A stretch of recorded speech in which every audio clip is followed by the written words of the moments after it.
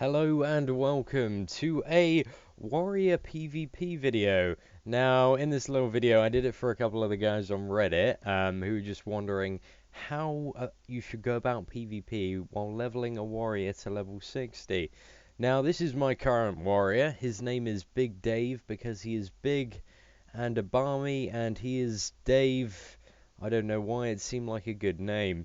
But regardless of which, I'm just going to show you the spec that I'm currently using and how I'm playing it, etc. Give you a bit of an idea of how to go about things. A bit of a disclaimer. This is probably not the best spec. There might be some better spec out there, but this spec seems to cause a fair amount of carnage and also, pretty much top the damage of every leaderboard, providing there aren't a billion other healers on the other team and some very well coordinated DPS.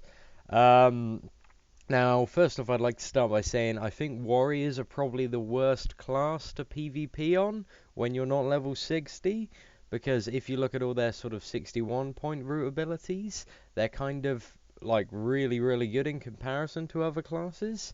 For example, the Tempest one is like a 1 second global cooldown reduction, so you can fire stuff off 0.5 seconds faster constantly, and along with Riftblade, the buff from that's just insanely OP. I was having a look at stuff, and it seems like most of the buffs that make the classes are actually at that sort of max level cap. So I think that's something that probably needs to be looked at, just to provide I don't know, a bit better low level PvP.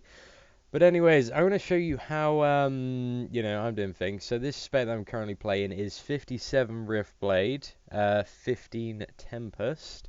Now these specs synergize pretty well because whenever you're out of melee range, you can basically spam Shock Pulse, and because of all the elemental damage increase you get from Riftblade, that just makes Shock Pulse hit pretty hard when you're out of melee.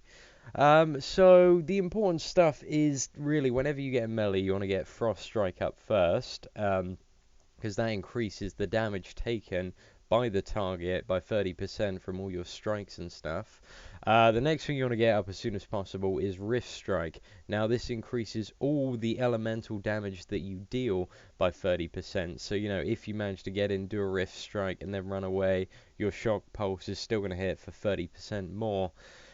There are quite a few other things to go into detail. I mean, there's a general macro and everything, which I'll post in the comments. And there are also quite a bit of utility that this spec has.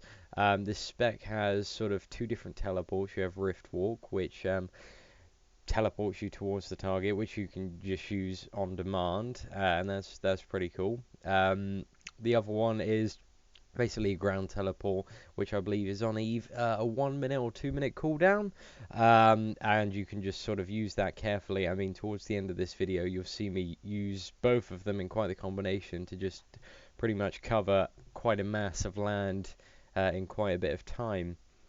I think probably the best advice I can give you for this spec is you want to, when it's not safe, I mean, look at the sort of people at the moment, there's quite a few of them, so it's not really safe at all to go into melee. But when you're out of melee, just sort of be chucking all your spears, etc., as much as you possibly can. When all your spears are on cooldown, you have Flame Spear, which does sort of a dot over time. And then you have Wind Spear, which stuns, and well, you no longer have Stone Spear, but that does interrupt. Now, in regards to finishers, I think it's very much depending on what you're up against. If you're on single target and you want to burn somebody, you want to get sort of the Fiery Burst up on them as soon as possible, because when you do that, your next Icy Burst will hit for quite a significant amount more, due to a very low talent point that you have, which basically means that it just deals an absolute truckload of damage and pretty much can take like half somebody's health if you have all the correct buffs and debuffs up. So it is a fairly straightforward spec to play, in all honesty. You can macro a few things, which I'll just shove in like the description of this video, and you can go around pressing that if you want. But I think the best thing to do is just try and stay in melee range of people, be aware of the healers that are around you, and if you've actually got that support, But you know, try and get Frost Strike and Rift Strike up as soon as possible, and then you'll just go around absolutely annihilating people.